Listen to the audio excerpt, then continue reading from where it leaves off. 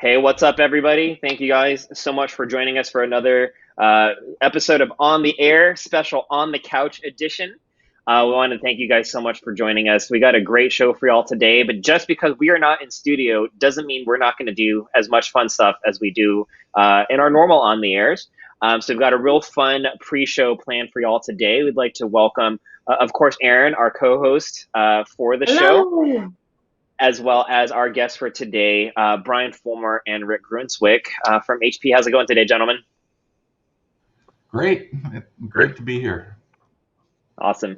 Well, guys, thank you guys so much for joining us. And we are going to be playing a quick game. We've played this one before, so we thought we'd bring it back virtually just to kind of set the stage.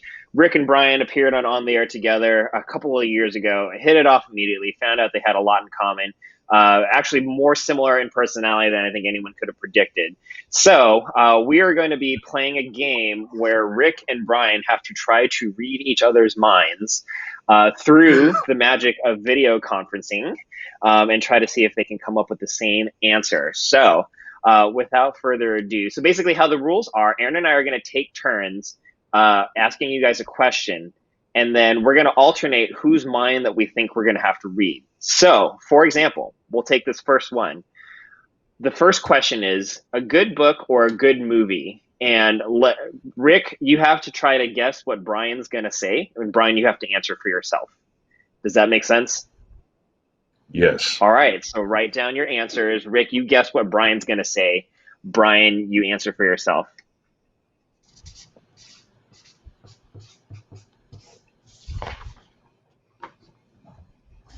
Movie. What was it, Rick? You said book. Was it book? We can't do that. There it is. Yeah, book. Oh, there it is. That's too bad.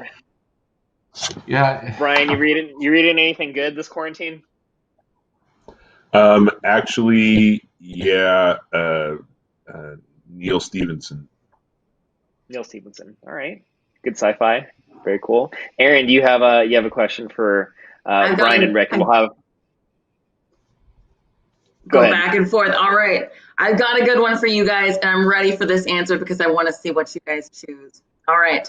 For the rest of the year, you either have to give up carbs or meat. Which do you choose? And we're going to guess what Rick's answer is. So, Brian, you guess what Rick says, and Rick, you answer for yourself. Are you giving up steak? Or are you giving up garlic bread? Like, think about it. You've got to give up waffles, pancakes. Then you've got to give up wings or steak. I'm sorry, but it's a hard one. The problem with that is that sugar is a carb. That's the deal breaker for me. That's fair. All right, do you guys have your answers? Yes. Yeah. Ready? All right, what'd you guys say? Yeah. What would Rick give up? Rick would give up carbs. Oh, Rick would give up meat, he says. Oh wow. I can't live without my Bluebell. I can't live without bread. I can't live, look at me. I mean, I'm a carbivore at heart. What's your favorite Bluebell flavor? Oh, that's a good call. A Bluebell? Oh, we gotta get over. Yeah. Okay. Which one? Homemade vanilla is one of them, and then there's that butter crunch that tastes like a Butterfinger thing. Have you ever had birthday cake? Bluebell. That's my favorite. Ice cream. Birthday cake's my favorite. Okay, we're over 2, Brian. Aaron, why don't you go one more, because I have a good one for the last one. Okay. All right, gentlemen. Carol Baskin or Joe Exotic? And I have to guess what you have to guess what Brian's going to say. Okay. Yeah. You have to guess if Brian has even seen Tiger King. Brian, have you seen Tiger King? I've heard of it, but I don't even know what that means. Okay. I think you just have to pick one. Just write down Joe or Carol. Okay. You've got a 50-50 chance. All right. Ready. Go with it. What's the answer? Joe? Joe. Yay! All right. All right. I'll tell you what, we watched that series, and after the first one, I didn't think if I could watch the second one, and then 8 hours later, I realized that was time I'd never get back in my life. But it was kind of. So you may as well complete it. All right, I got a Yeah. last good one, and I'm actually going to have, we're going to guess what Brian's answer is again, just for this one. All right, this final question. Brian, you have a laptop and a phone. You have to pick one to destroy right now. What one would it be? Oh, that's so bad. How do you pick? All right, Rick, what was your answer? Phone? Brian, what did you say? Yeah. Phone, Yay. Brian, you get to come back right. to the next show. You read my mind, Rick. All right. Well, thank you guys so much for playing along today. It's now time to start the show. So thanks again for hanging out with us during the pre-show. We're going to be right back. Don't go anywhere.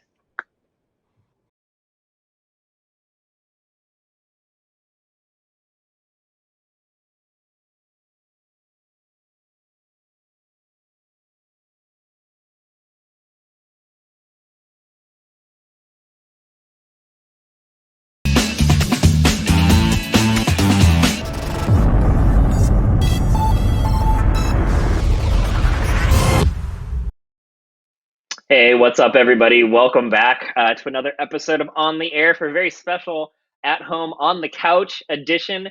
As always, I'm your host, Justin Ong. We got a great show for y'all today. We're going to be talking all about how to keep you and your company digitally safe at home, especially if you were not planning on doing so.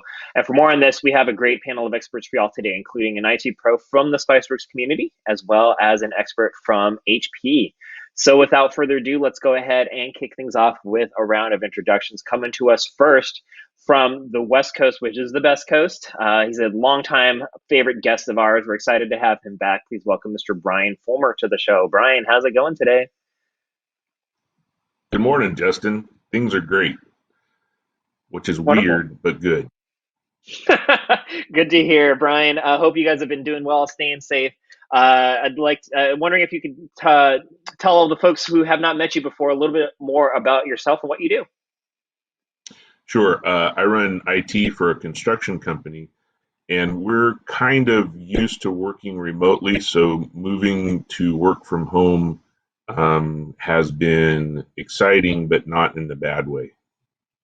All right, wonderful. Well, we're excited to hear everything that you've been up to and how you guys have been handling this transition. So thanks for joining us today, Brian. Thanks. All right. Our next guest coming to us from HP, another favorite longtime guest of the show. Please welcome back Mr. Rick Grinswick. Rick, welcome back to the show. How's it going today? Thanks, Justin. It's going wonderful. You know, if this is what jail feels like, I am going to stay out of jail. This working from home thing has been quite an adjustment. You know, and I told myself I probably should have written, or I should have worn my Hawaiian shirt, or at least one of my Hawaiian shirts for this episode. I totally blanked when I was getting dressed this morning. So maybe I'll pop out. The nice thing is I could always pop out in the middle of the show and just do a quick change and come back, and I'll be good to go. But thank you for joining us today, Rick. We're excited to hear from you as well. Do you mind telling us a little bit more about yourself and what you do for HP? Yeah, sure. For the last 2.5 years, I've been a senior security advisor at HP. At the beginning of the year, though, I've moved into an enhanced role where I'm working in our commercial notebook group as well. So I'm not only spreading the word about HP security, but I'm also talking about our commercial notebook line as well. So, you know, the two are very linked together. You can't separate security from any type of device. And so I'm really excited about it. All right. Well, thanks for joining us as well, Rick. Of course, what would On the Air be without you guys, the viewers? So for more on that, we're going to kick things over to our favorite chat desk host, who's brought a very special co-host with her today, Miss Erin Richards. Erin, what's going on today? Good morning, good afternoon, good evening, wherever you are in the world. My special co-host is chewing a bone below by my feet, so I'll bring him up in a little bit. But hi, everyone. It's great to be on the air on the sofa. For the usual, you've got questions and we've got answers that our panelists will ask and answer in a second. So get those questions into Q&A. Just because we're at home doesn't mean you can slack on those questions, okay? So get those questions into Q&A and you'll be in the running to win some super cool swag and prizes. All right, today's swag going out to 3 lucky Spice heads whose questions I ask live on the air will be a $25 Amazon gift card. Something you want to win in today's day and age. Definitely a great addition to have, whether it be something fun, something necessary, some toilet paper, some paper towels, whatever you need. Get your questions in. If I ask it, you might win that. Where is it? It's on this side. There we go. Do a little pose. All right. And then going out to 2 lucky attendees of today's show, our grand prize is an HP Elite Display S14 portable monitor. Listen, if I could win this thing, I would. You could bring it outside, watch a movie, take it with you, watch a movie, maybe put a fireplace on there, roast some fake marshmallows over your screen. You never know. I mean, this thing is awesome. You want to take this to work, you want to take it home, but get your stuff in. Thank you for showing up. Get your questions in, guys. Later in the show, we will go over the results of my community poll. What security precautions are you taking for your users' laptops during this time? Are you adding extra layers of security? Are you making sure that everything's in place? What should we be doing? We're going to ask our panelists, but I've also asked you. So I'll go ahead and post that in our chat as well right now so you guys can get those last minute answers in so I can read them aloud. And then later in the show, we're going to have some trivia with our panelists and you guys. I believe it is, you guys get to participate this time. So we've got some great trivia happening later in the show. So as always, keep the pro and IT pro and keep it spicy in chat. I'll be there. I'll be policing you guys. I mean, I don't look like a cop right now, but you know, I'll be in there. I'll be in chat policing you all. Keep it spicy. All right. Great to be here. Back to you, Justin. All right, thank y'all. Again, make sure to get those questions into our Q&A widget. We'll be taking those on later on in the show, as well as answering your questions that you've got. All right, well, let's go ahead and get started into it. Brian, I wanted to just kind of check in with you. I think it's really interesting to hear how every IT organization has been handling this kind of abrupt change, having their entire world uprooted. You mentioned that it wasn't too bad for you. Can you kind of talk us through what were some of the major hiccups or things that you had to take care of kind of once word started to spread? Well, it wasn't too bad in terms of how our infrastructure is set up because we do have a lot of people working remotely as a matter of course.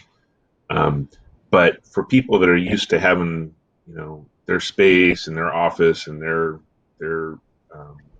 routine, it was very disruptive. I mean, to the point of tears. And that's, people are the most important part of an organization, and that's, that's where all the good things come from. That's where all the vulnerabilities come from. And so getting people kind of recalibrated or reformatted to be able to work from home, despite having full connectivity and things like that, was definitely our biggest challenge. All right, very cool. What about from a security perspective? I mean, were you, how was that kind of maintaining security at the forefront of your mindset, both for you and your organization, when kind of everybody is just looking to just get their head on straight, just trying to get work done? Was that a challenge or a concern for you at all? Oh, absolutely. I mean, Rick has joked before about bring your own disaster as a security problem in organizations. And that's so true. So sourcing dozens of notebooks was a huge challenge when everybody else was doing the same thing. Fortunately, being a professional paranoid, we started looking at this possibility towards the beginning of March and grabbed dozens and dozens of EliteBook 840s, which were what was available, and setting people up to work from home. Everybody's got multiple monitors at their desk, so we spent some time upgrading people's workspace with like the HP V270 and the V2 2746, whatever. Anyway, some nice 27-inch HP monitors. So they took their 24-inch or 23-inch monitors home with them. That kind of was a little bit of a carrot to get people comfortable. Well, when you come back, and we're all coming back, then you'll have, your workspace will be better. So it's been secure by using company secured resources.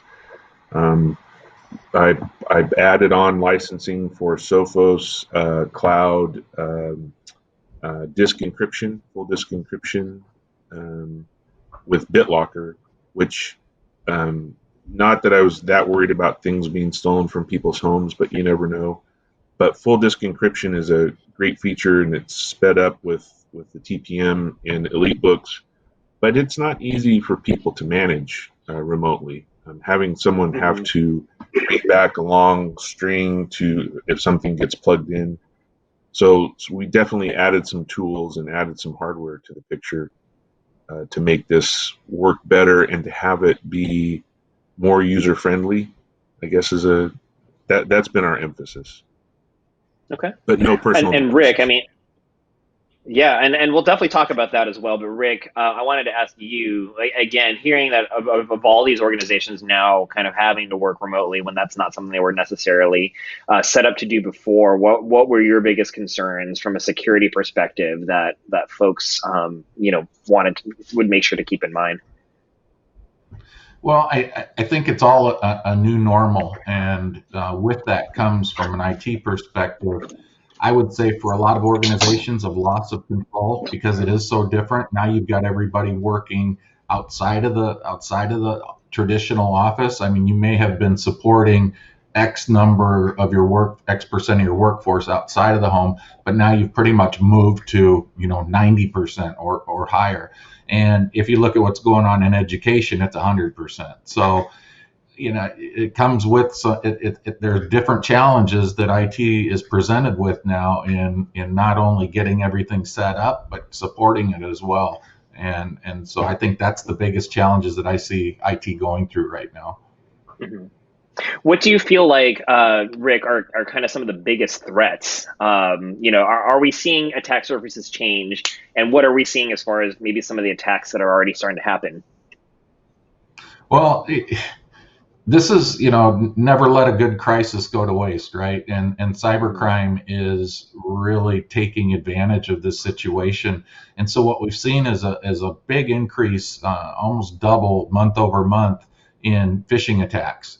And what the cyber criminals are doing, what the bad guys are doing, is they are really preying on victims, right? We want to have information. We want the latest information. So we are more susceptible to click on links or open up documents that could be infected in an effort to get information. And so now, with us all working from home, you increase the likelihood of that happening, because you've got people working at home now that may not be used to working at home, and they may not have that cybersecurity, good cyber hygiene, so to speak, kind of ingrained in them, like maybe some of the remote workforce does. So phishing and ransomware, I think, are going to continue to be big opportunities for cyber criminals, and something that we've got to be very vigilant about.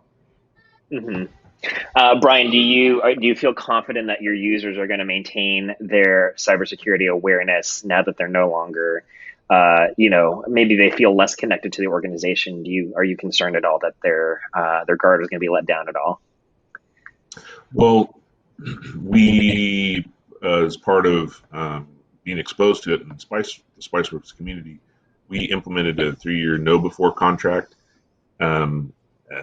last year, the end of last year, and we've already done our initial assessments and some training and some follow-up assessments, and I was actually going to do one in March and then canceled that.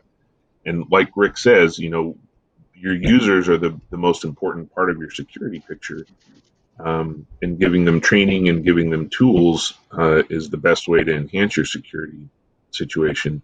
So in general, I think we've been very our folks have been very diligent about identifying things. And we have vendors that send terrible emails out, terribly formatted emails, and they have to be confirmed to be legitimate by no, I mean, it's ridiculous how bad. I'm the same way.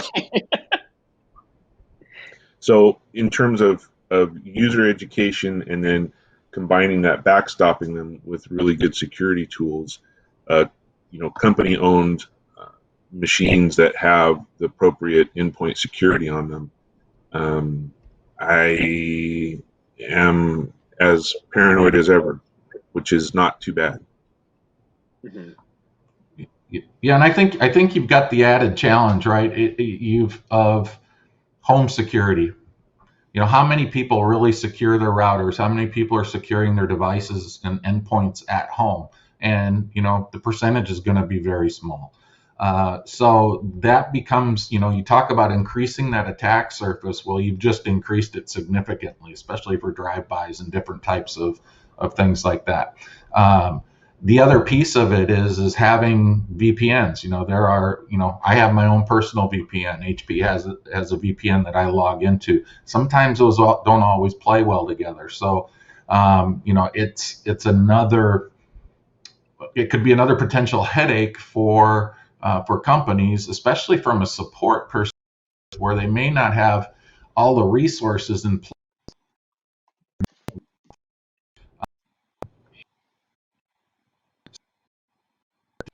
Hey, Rick, we're starting to lose your audio for a second. We're going to go ahead and see if we can get you back. Just a second. Can you try talking again?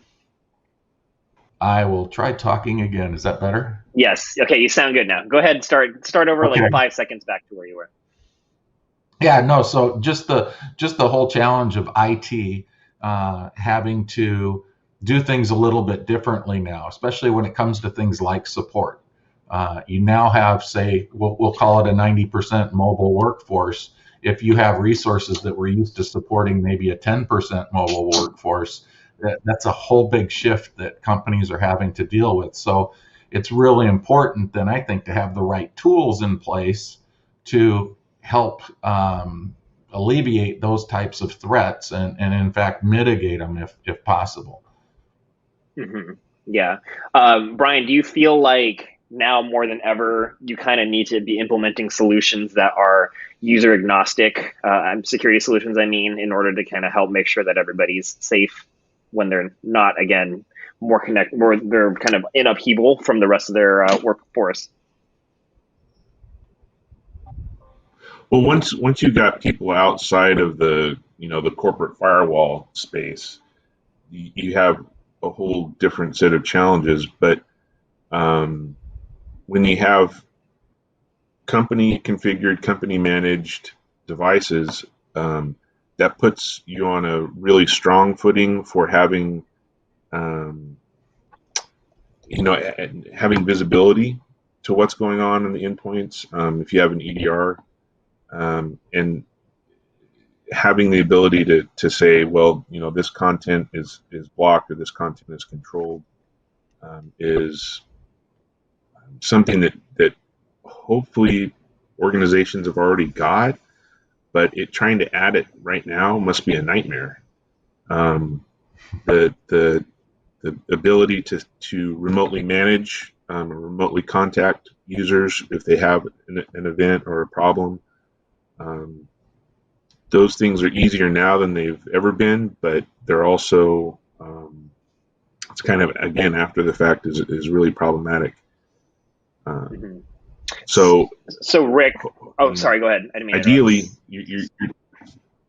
ideally you're coming at it from a position of, yeah, we've got to scale up what we've already got, but hopefully there's a little bit of all of the ingredients that you need already in the recipe. Mm-hmm. So Rick, what would you say are kind of the key things to keep in mind when it comes to security hygiene, so to speak? In addition to washing your hands for 20 seconds, but what else kind of do you think that IT pros and users need to be just kind of aware of and keep in mind as best practices? Yeah, and there's really two paths, right? There's the IT. Hey Rick, sorry about that. Your audio is cutting in again. So let's give you a pause. Hopefully your audio will come back. Looks like he's rebooting. All right. Okay, try that again, Rick. All right. Yeah. See, we're all learning. Our first virtual here. Yeah, no, there's two paths you can go. There's one from an IT perspective, and then there's one from the end user perspective. And when it comes to cyber hygiene on the IT side, I think it's now more important than ever, especially when you're running, say, remote services 24/7, that you're keeping up with patches and you're keeping up with updates. It's vital that we do that. The other piece is, how do you minimize the number of phishing attacks, successful phishing attacks? And so there are products like HP offers, and we've talked about it before, called HP SureClick, which is a secure virtual browser that kind of sandboxes the whole browsing experience and keeps the bad stuff within the browser. And if something happens, you just close the tab, and the malware never has a chance to get on the system. Those are things that you can implement fairly easily that can really help reduce the risk of something bad happening from an employee's perspective. The other piece is, I think you really got to look at your malware protection against zero-day threats. We have a product called SureSense that will look for those types of attacks. But it's really making sure that your employees have the right tools in place, and they may be seen or not seen. Your employees may not know it, but you know that you've got it covered. I think that's real important. And then I guess the last thing I would say is, encryption. At all phases, data and rest data on the move, and so making sure that we encrypt those devices, even if it's somebody's personal device. I mean, right now the reality is that everybody is trying to buy PCs. I mean, we are shipping as many PCs as we can. It's hard to keep up with all the demand because now you've got organizations that are trying to outfit people with mobile devices that have never, that was never a consideration. So making sure that those are encrypted, the devices, their own personal devices are encrypted, are another area where we can focus. Okay, good. Now, of course, it would not be a Rick Grinswick on the air without some toys to show off. So for folks that are maybe looking at investing in some more hardened devices for maybe some of their more, higher profile, higher security requirements users, is anything at HP that you can share with us today? Oh man, I like sharing stuff. First of all, I got to make a plug for that S14, that Elite display. I'm telling you what, if you want to have a second monitor that you can take with you on the go, this thing is beautiful. It's a USB-C cable connection into the device, and it works. It's an FHD monitor. It's beautiful. It's light. You can just throw it in your bag. So whoever gets those, you're getting a really good deal. So, but what I would say is, we've got a new product. It's called I'll back up here a little bit, but this is the HP EliteBook, or HP Probook, Probook X360 435. So this is a pro class device, but it has the X360 design and hinge.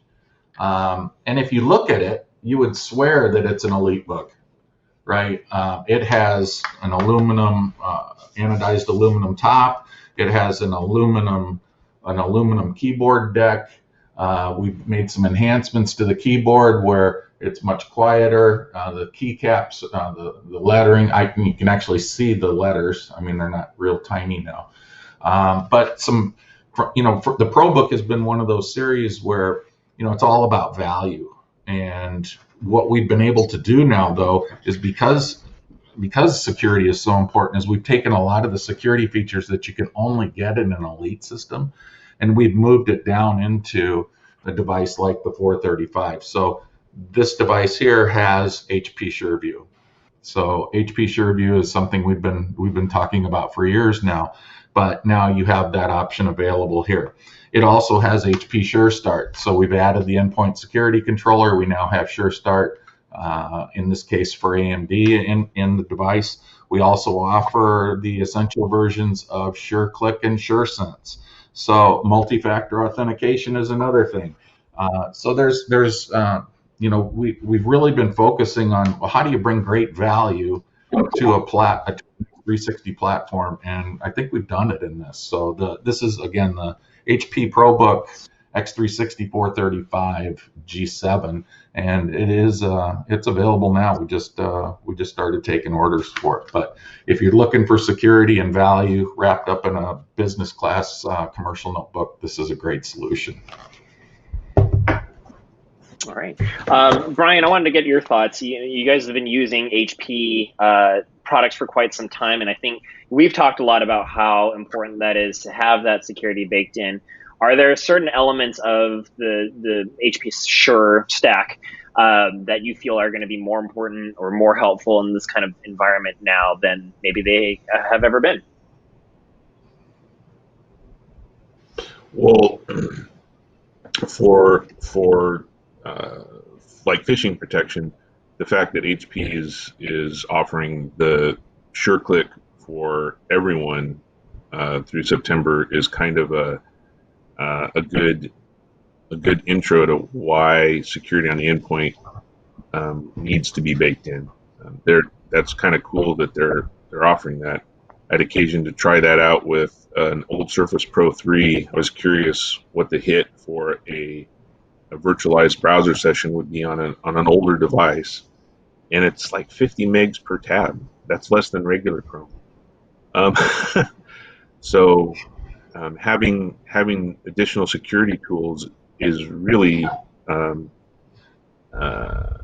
mean, that's an easy choice to make for trying to get people to, like Rick was talking about, reduce their surface area of what kinds of things may go terribly wrong.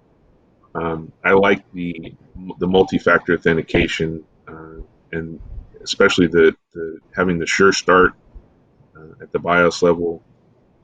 That's going to be, I don't know how that's going to be not a requirement. I mean, I can see that being part of a HIPAA plan, just to have your hardware tell you if you've got a vulnerability and if you've been compromised. I like the durability part too. Plastic is great, but metal is awfully nice. So from a physical standpoint, having a device that is going to last in the field for us is a huge deal. So I'm looking forward to those features coming down at a price point that's more affordable for small businesses. Yeah, you know, Justin,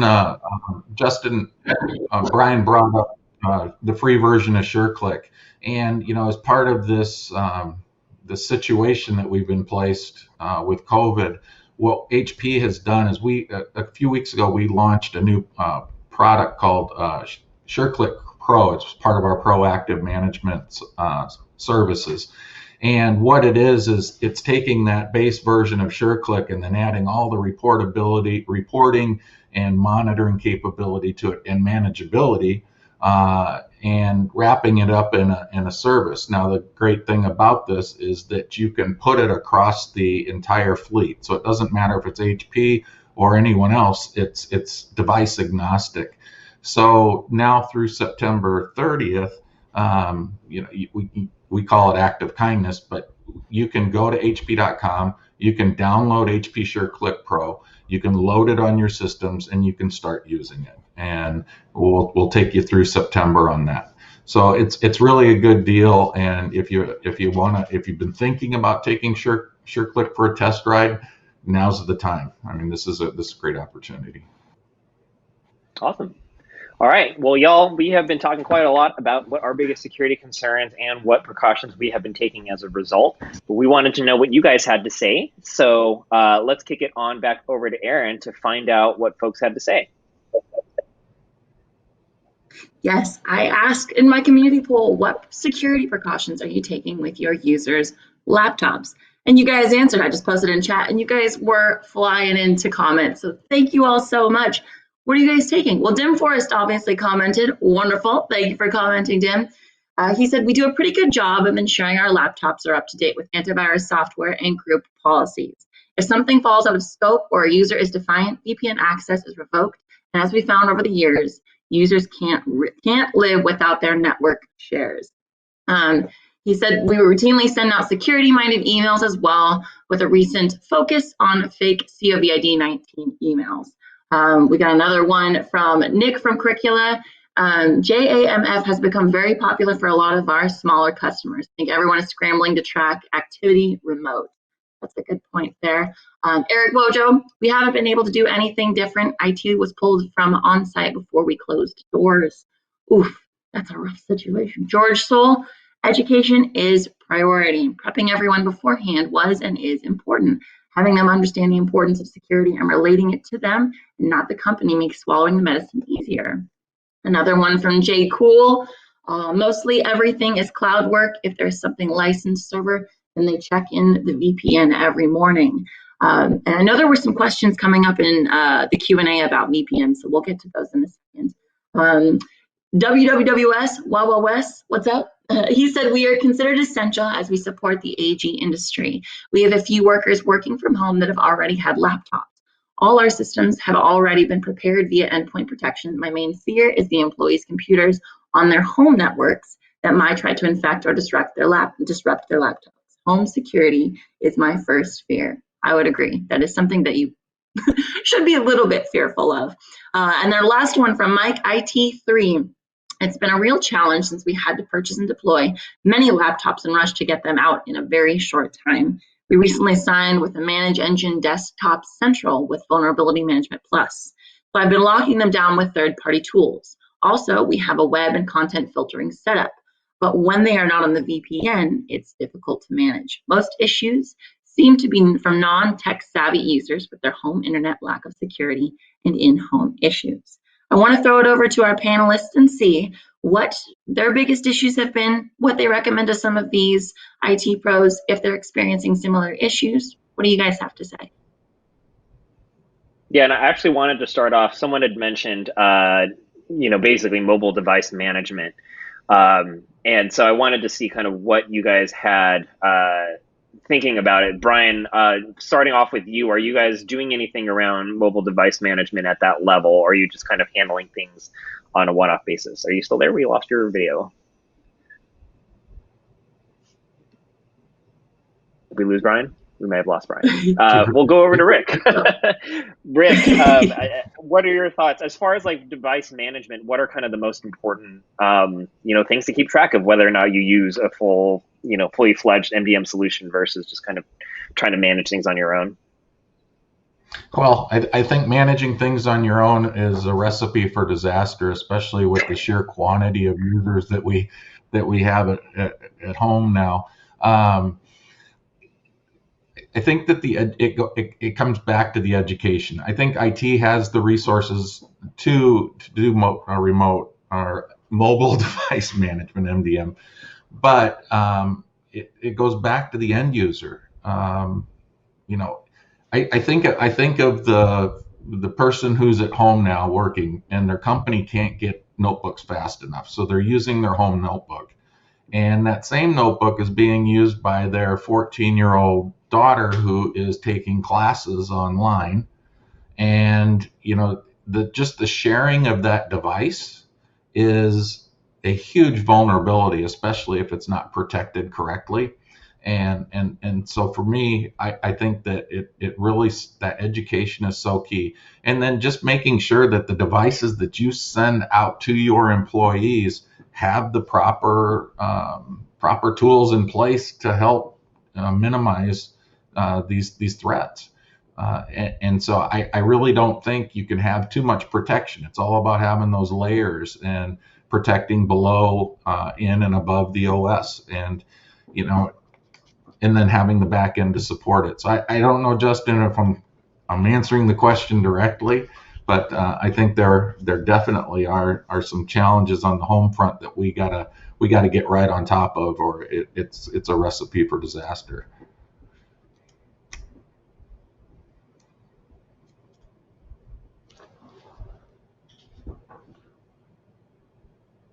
Uh-oh. Justin, we can't hear you. We can't hear you. For real? That's so interesting. Can you guys hear me now? Yeah. Yes. We Okay. can.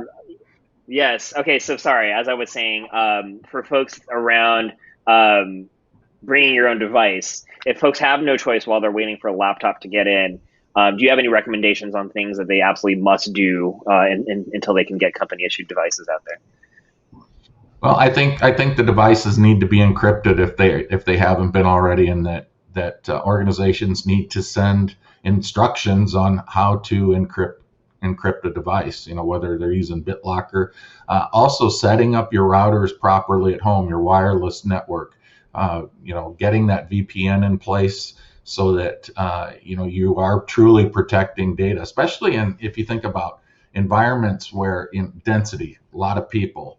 It's very easy to go around and see who's protected and who's not, and to access those networks. So I think it really starts there. All right. While we're still waiting for Brian to get back, I understand we also have a ton of questions coming in from the audience. So Aaron, do you want to ask some of what is on people's minds? I would love to. I want to start off with this question coming in from Howard, because I think it goes along with what we're chatting about now. He asks, how do you deal with users who have to use VPN on their home computers because they don't have company issued laptops? Well, Oh gosh. Hey Rick, we're losing your internet as well. Can you try refreshing your browser again? Is this still losing your audio? Try refreshing. Aaron, how are you doing today? How's your day going? There's Petey. Yes, let's distract everyone with Petey. Hey, there we go. Petey. Tell us a little bit about Petey. Petey is a 3-year-old, very hyper Parsons Russell Terrier. If you guys need a running buddy, this is him.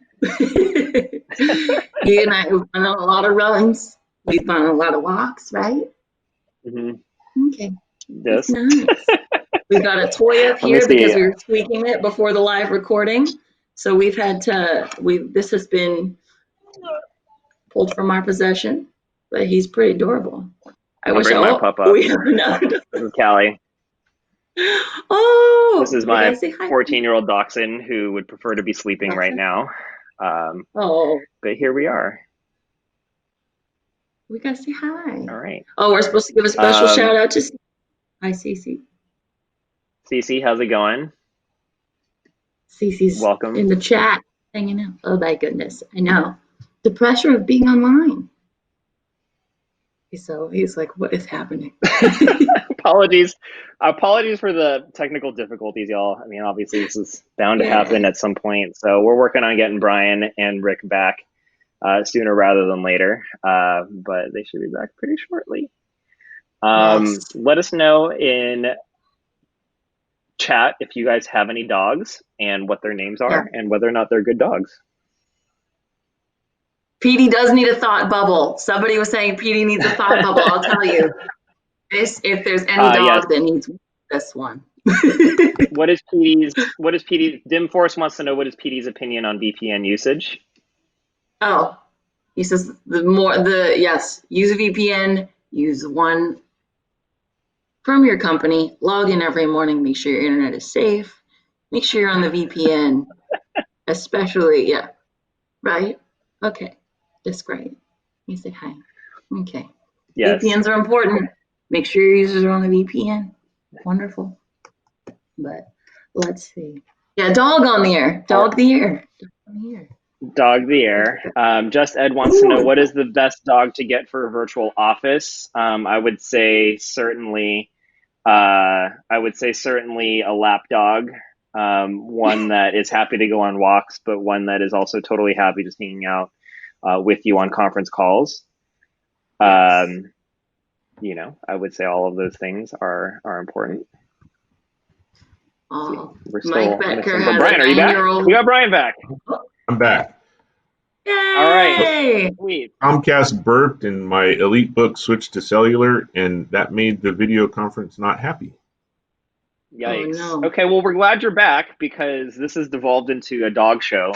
And we're dog on the air. We can actually get back to the technologies. Again, thank you all for everyone for your patience while we were resolving this. But Brian, the last question, folks were asking about VPN usage for non-corporate devices. Maybe you can just kind of talk about both those issues kind of and how you would approach addressing those. As politely as possible and tell people no. If you're going to use BYOD, then you need some kind of intermediary.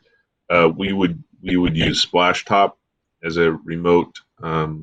We use it as a remote management tool, remote support tool, but they do have really good pricing on a remote work, remote desktop access type solution.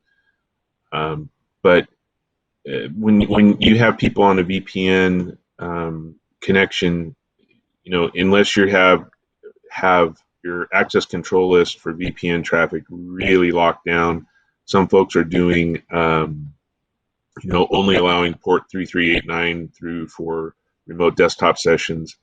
But at the point where you're spending all of your time locking down the VPN access, you're still letting people connect to your network from their home computers, from their personally owned devices, and there's no cost savings that's going to save you from the cost of a ransomware attack launched from someone's home PC. It's way too plausible a means of entry into your network. It's costly for work from home, but in terms of equipment for company-owned devices, but pack up desktops and send them home with people. We actually, I had a drafter who had to work from home, and his ZBook only displayed 2 monitors, and he needed 3 monitors, and we had him take his whole machine home.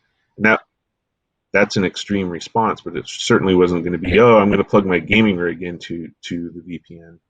That's no.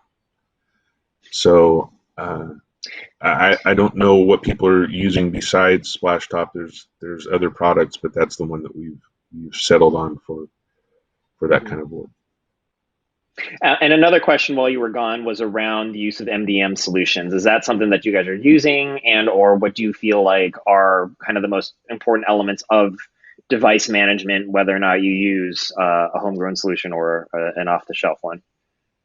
The only MDM package that we use is for managing iOS devices. We have a ton of iPads and iPhones. That's kind of the standard for what we issue. So several hundred iPhones and 100 plus iPads. And really the MDM side of it for us is just maintaining contact with those devices. It's not uncommon for our work trucks to get stolen. And so we've got telematics on the truck that says, your truck is now in Long Beach and it's being loaded in a container. And and so $50,000 truck is more important than a $500 tablet, but it's mostly for keeping tabs on it and getting the few applications that we use, Procore and things like that, installed on the devices. MDM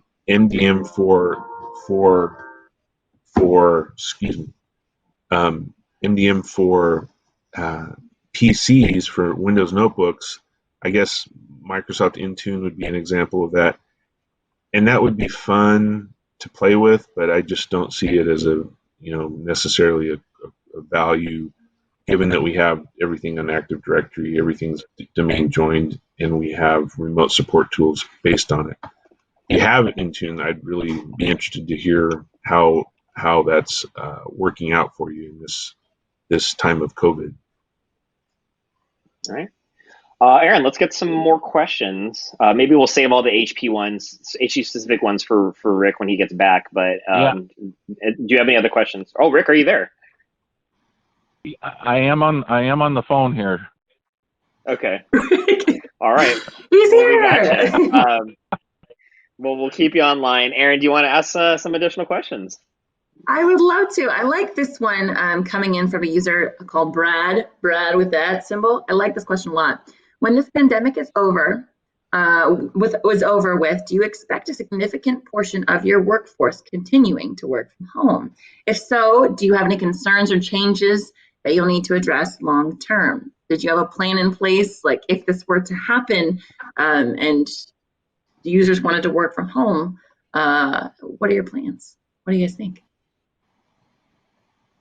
From my perspective, I have a lot of people that are in a generation that weren't comfortable with the idea of work from home, who are now and fought it tooth and nail, who are now appreciating that there's space for being productive outside of the office environment, and with managers that are understanding better that productivity is not a function necessarily of FaceTime.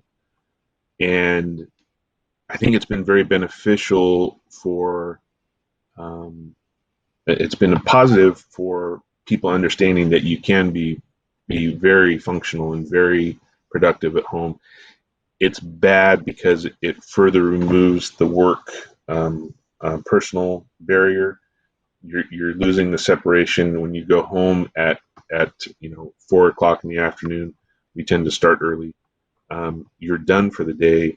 You're always reachable by phone, but there's a big difference between reachable by phone and you can finish up that estimate that you were working on or whatever. So I think it's going to be very beneficial for overall productivity. It might be a little detrimental in terms of respecting personal time and space. Mm-hmm. Rick, are you still there? What are your thoughts? I agree.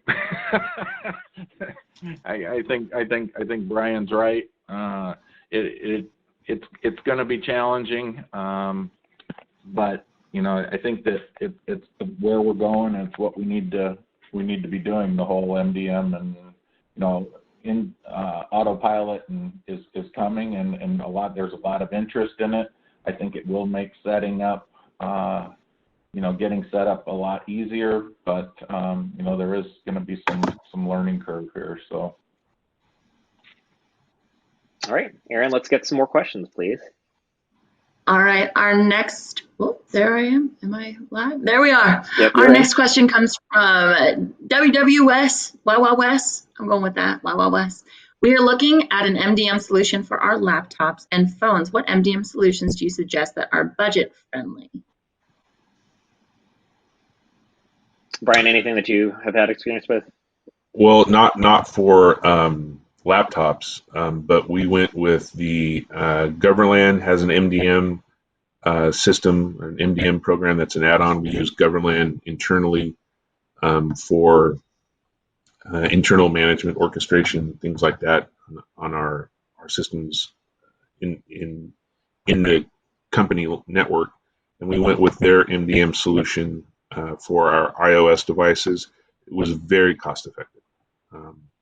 In the order of at the scale that we're using it, it's about $8 or $9 a device a year, which some of the other solutions that were pretty equivalent were 5 times that much. So there's a wide disparity in pricing in the MDM world, and I think that's a function of the consolidation that we've seen in the last 5 years.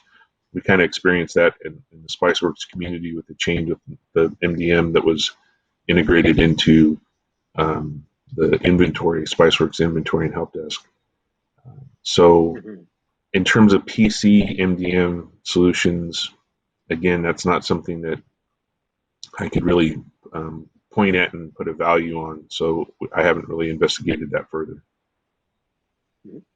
All right, Rick, does HP partner with any MDM solutions that you're aware of? You're in an area that I don't have a lot of exposure to. Okay, got it. We'll follow up for sure. The only person to answer that, yeah, manageability and all that is. But we can certainly get some sources to you and get people online if that's what you want to have a deeper discussion on. Sure. All right, Aaron, can we get another question, please? All right. This next one comes from Girl Geek in Florida. This one is mainly for Rick. Any known issues with the HP SureSense disabling or blocking Excel or Word VBA based macros? I'm not aware of anything, any conflicts right now that we have with SureSense on those types of devices and Excel specifically. Are you? I guess the question back is, are you having those types of problems?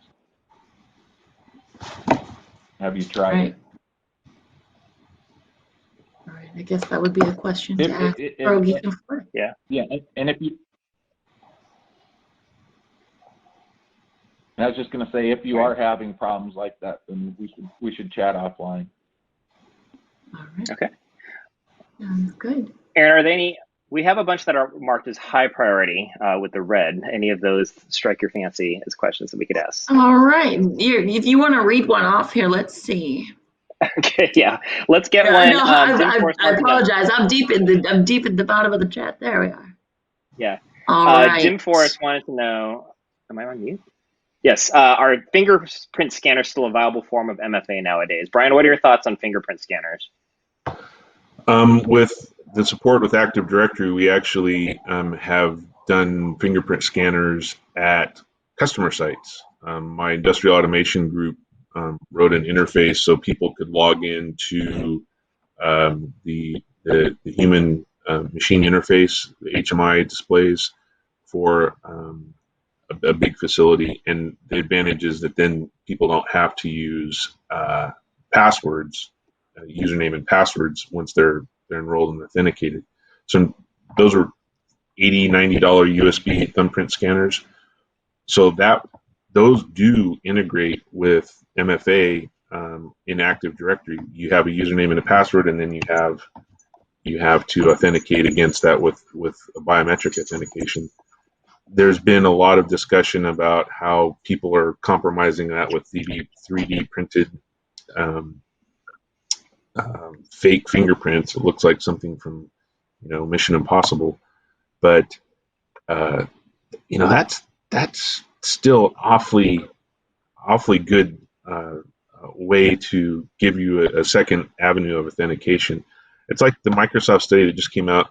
Even with SMS being possibly compromised, you're still getting 99.9% of the benefit from MFA by using any MFA. I've had people try to log into my Netflix account from Brazil and my Hotmail account from Mexico, and I just get a notice that happened, and nothing was compromised because even something as primitive as SMS authentication worked. So I'd say any MFA is better than no MFA. And why is my mute not working? And especially with EliteBooks specifically having really fast fingerprint readers on them, I really like the little pad fingerprint readers. Take advantage of what hardware MFA you have available. All right, Rick, any thoughts on fingerprint? Yeah, I'd say yes, it's still viable. And if you think about the use case on it, I don't know how many of you do this, but I certainly do. I use the fingerprint reader on my Samsung Galaxy. So I've got it programmed to use either my right or left. It's very convenient. It's quick to get in. I also have it enabled on my EliteBook 840 G5. And it's very accurate, very, very easy to use. I think it's one of those things that when you're looking at the overall risk, I think that 3D print scenario is interesting. But I think overall that if it's something, most of the devices are coming with the fingerprint readers. And, if you can take advantage of it, my whole thing is, why wouldn't you? What would hold you back from doing that? So I think they're here, and I think they're going to stick around for a while. All right. Sounds good. Well, y'all, we're running out of time, so I did want to switch gears for our final segment because I was really excited about this one. We're going to be playing some trivia. but our folks at home are also going to be playing along with us. So Brian and Rick will be asking you these questions, and we're going to ask our audience to also answer. And then so let's go ahead and bring up the first question. The first question, so there was a agency called Cybersecurity Ventures, and they are predicting an increase in cybercrime costs due to COVID-19 related attacks in 2021. What is that increase? Brian and Rick, is it 1 trillion, 2 trillion, or 3 trillion? Brian, we'll go to you first. I'm gonna be conservative and say that it's a trillion. 1 trillion. It's 1 trillion, which sounds conservative, but is also a pretty ghastly Huge number of. Rick, what are your thoughts? Yeah, well, pre-COVID, right? The statistic was that cybercrime would be a $6 trillion business by 2021. I'm going to go a little bit higher. I'm going to ride with 2 million or 2 trillion. Sorry. All right, the answer was actually 3. You were right that it was 6 trillion. I think that's the same report that I read.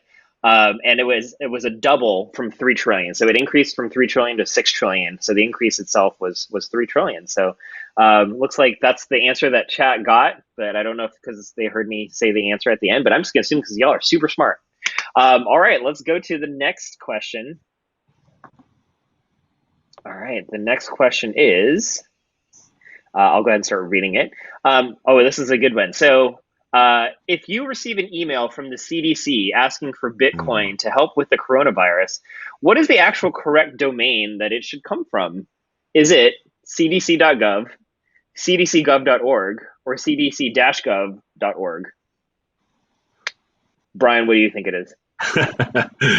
Well, I'm glad to see cdc.gov listed because that seems so obvious to us. But we've had occasions where I've had people call and say, "Hey, I can't get this. I can't get to this website I'm trying to get to see what's going on with Corona, and it's being blocked. I can't understand that." It's like, yes, it's being blocked because it's malicious. So yeah, hopefully people know cdc.gov is a legitimate website. Yeah. Also with the CDC, yes. And Rick, what is your answer? Oh, it's cdc.gov. Absolutely. Yes, that is correct. So yes, again, making sure that your users know to look at the domain when getting an email about coronavirus before they click on it. The correct answer is cdc.gov. We had 86% of people say cdc.gov, so 86% of you did not fall for the phishing. Also, chances are the CDC is not going to be asking for Bitcoin to help with coronavirus. That would be the next clue that I think is probably a bad sign. All right, let's take one last question, and this will be quick. This is also a true story. Which of these was actually the source of one of the biggest COVID-19 related malware outbreaks so far? Was it A, PDF with 20-second song lyrics, B, a map of coronavirus outbreaks, or C, an online petition to reopen the country? Which of these was an actual malware attack that has happened so far? Brian, do you have any guesses? It was the map. It was the map. It was the map. Rick, any guesses from you? Same. No, it was the map. That is correct.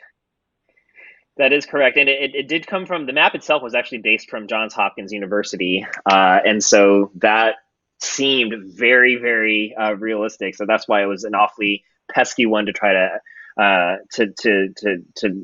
try to catch in the middle of it. Congrats to all 89% of you guys who did that one as well. It sounds like you guys are keeping up with your COVID-19 related news. All right, well, thank you guys so much for playing along with COVID trivia. Hope you guys had a good time. It's now time to announce the winners of the show, of the prizes. So let's kick it back over to Aaron one last time and find out who's walking away with some cool prizes. Yes. Oh, can you hear me? Can you see me? Wonderful. Yes, all we right, can hear y'all. Wonderful. All right, it is time, the best time to give away the best prizes. We have 3 winners for our $25 gift card today, and those are going out to Girl Geek, Dim Forest, and Brad. Congrats, you 3. Round of applause. Hearing the applause in my head, big crowd cheering. All right, and our 2 lucky grand prize winners today going home. I want to make sure I pronounce this right, because if I don't pronounce it right, I'm not going to be all right. All right, our two winners are for the HP Elite Display S14 portable monitor. Our drum roll, I'll give my own drum roll, it's fine. It's wonderful. All right, it goes to Pinch Gem 69 and Old Man Jr. Congrats, you all. Congrats. I am posting those winners in chat right now. There we go, so you can see who won. Winners, please shoot us an email at ontheair@spiceworks.com. Connect with us, say you won, and we'll get those prizes over to you. So wonderful, it's great to be here. I'm so glad we got on the air on the sofa. I'll throw it back to Justin.